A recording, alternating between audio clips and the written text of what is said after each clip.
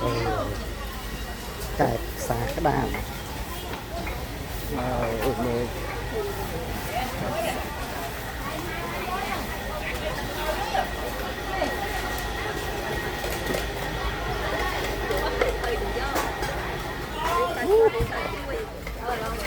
bò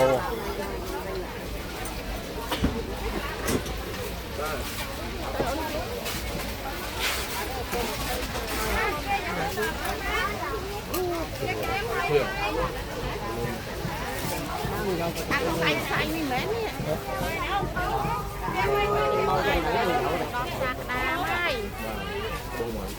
Qua rồi tôi mà chả mà. Cái này họ tiền đi mến nè. Nè. Cha thì xay với mấy cái lẩu mà.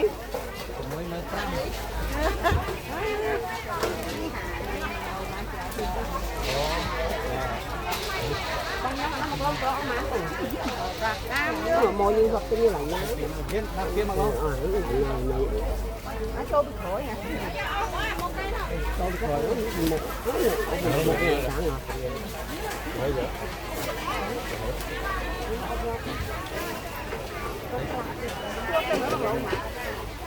Giờ mấy tập phim mới mà.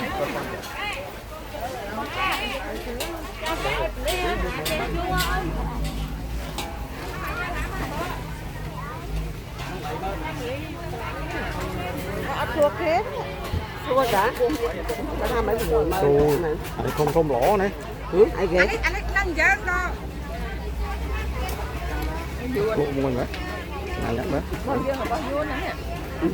Nó gọt mai bắt mai.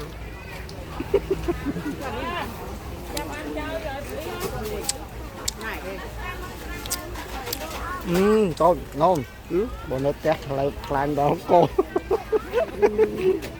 nè Bài nhá. Nè anh ấy mắc lẩu má cái tay á.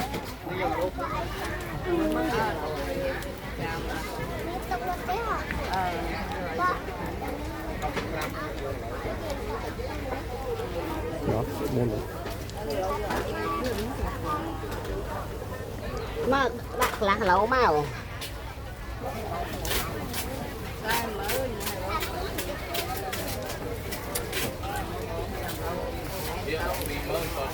phải mượn đó này Cái anh ấy mạng. Mặc lẩu bay mời.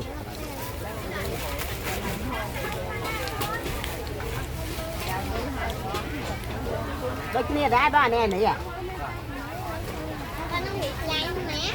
Nghịch chai luôn nè. Mơ đi thôi.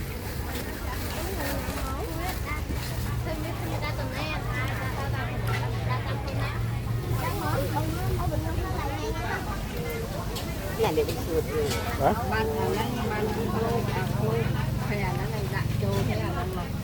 mà nó sướt lo chứ đâu Đấy anh đủ mẹ này, đủ mẹ này này học này này. thì kho bỏ này kho bỏ này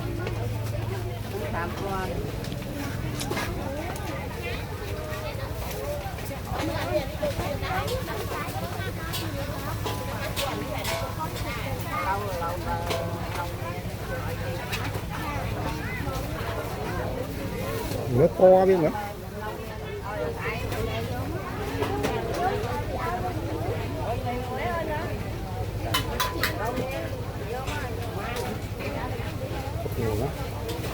Nhất lần này nhau mấy cái lạc lẩu hay nữa.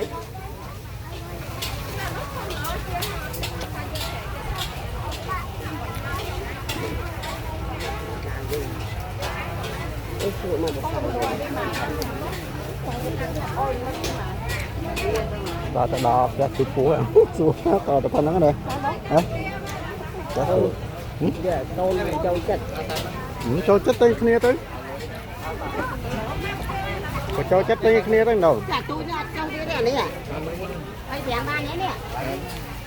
Kia mình không có mua. Đi ăn lắm đó.